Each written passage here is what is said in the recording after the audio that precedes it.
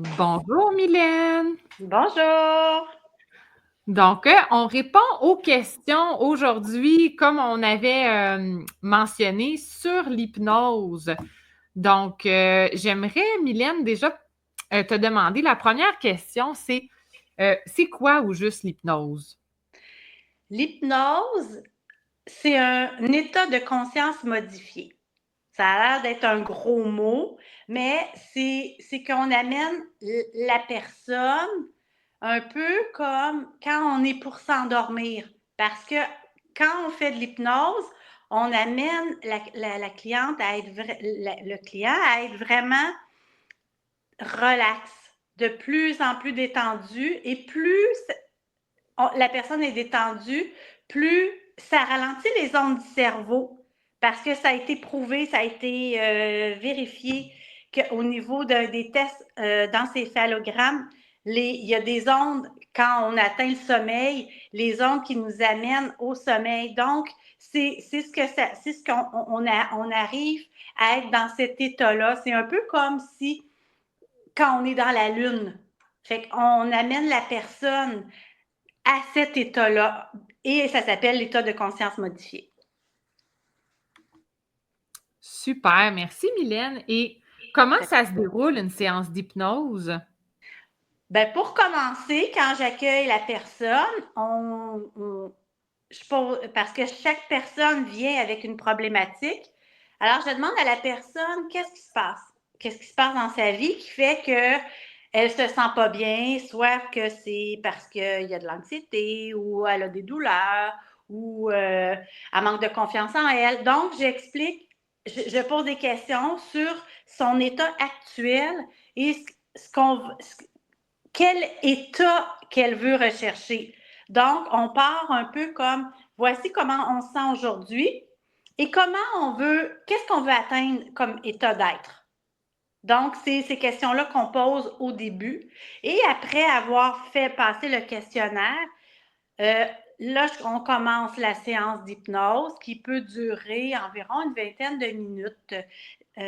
Donc, il y a des étapes pour amener la personne en état de conscience modifié pour faire la technique. Et durant toute la séance, la personne est consciente de tout ce qui se passe. Même que des fois, les odeurs, les bruits, c'est même accentué. Moi, j'ai même fait l'expérience à un moment donné que j'avais en cours, on est à un endroit, puis la personne me met en état d'hypnose et j'ai dit, ah mon Dieu, il y avait tellement de bruit. La personne dans le corridor, elle riait tellement. Puis là, elle me répond, ah ben non, j'ai pas rien entendu. Fait que c'est vraiment, tout est accentué ou c'est au contraire qu'on a l'impression d'être dissocié de notre corps. Mais on l'est, oui, d'une certaine façon.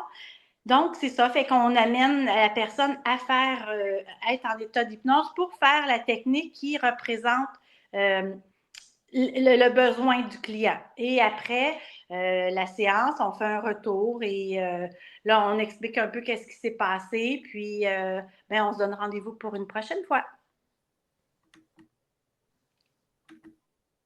Super, merci. Et à qui ça Oui. s'adresse, Mylène, l'hypnose? Est-ce que c'est pour tout le monde? Tout le monde.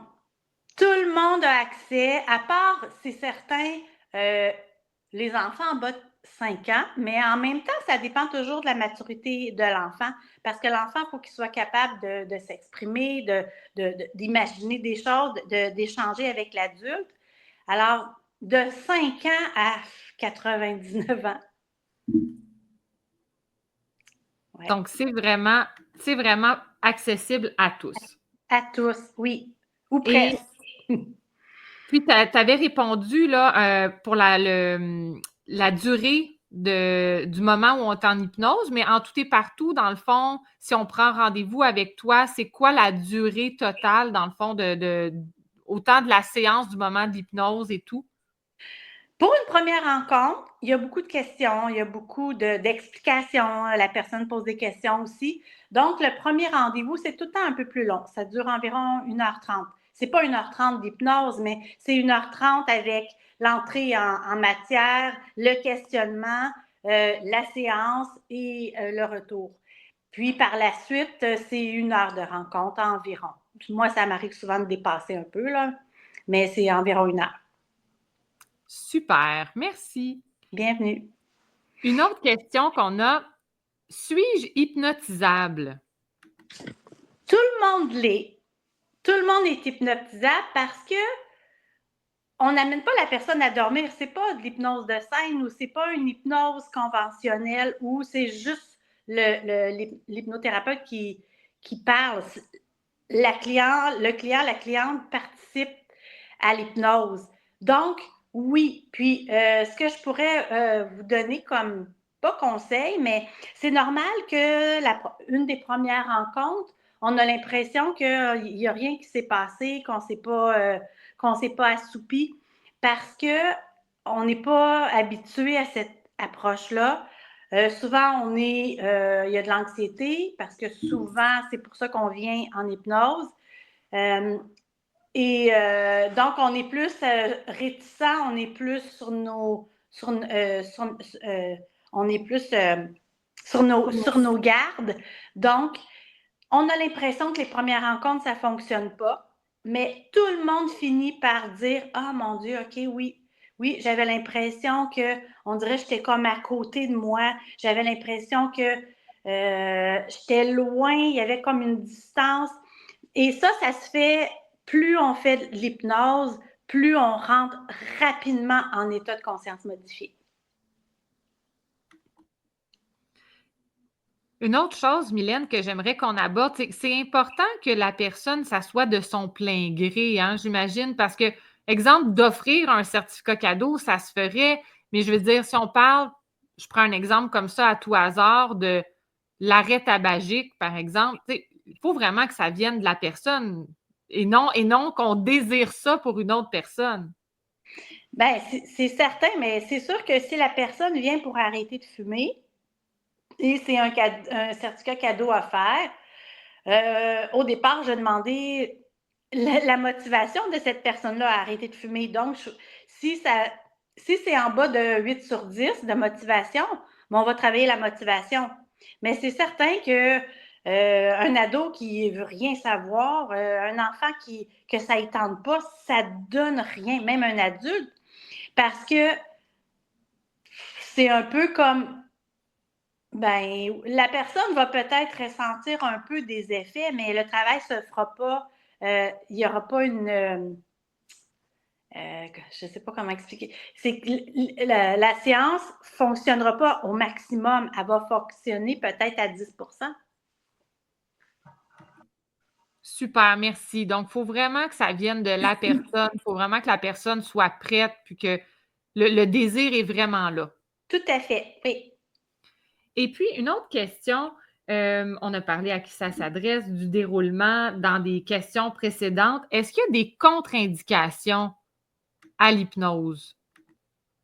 Oui, il y a des contre-indications pour les personnes qui ont fait des psychoses, qui ont de la schizophrénie, parce que ces gens-là sont déjà dissociés. C'est-à-dire que quand, normalement, il y a notre partie consciente, notre partie inconsciente.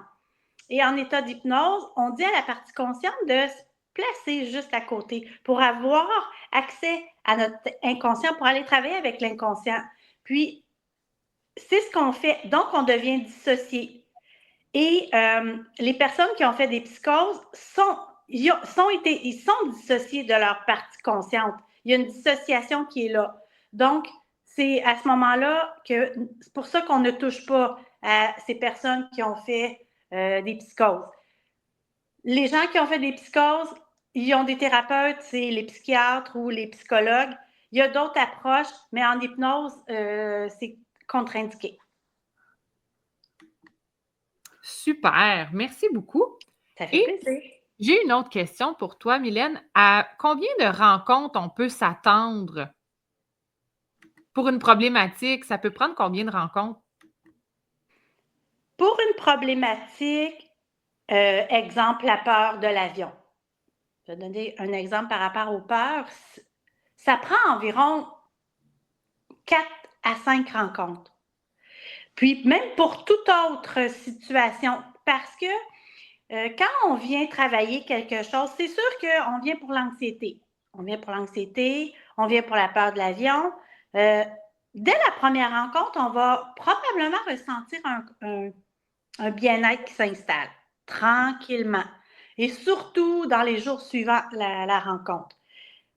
Mais parce que les premières rencontres, quand on vient en hypnose, c'est beaucoup axé sur des techniques de nettoyage, de ménage. Fait qu'on on fait des techniques pour nettoyer, déchiffrer. Fait que dans le fond, c'est nettoyer, enlever tout ce qui empêche la personne d'être bien.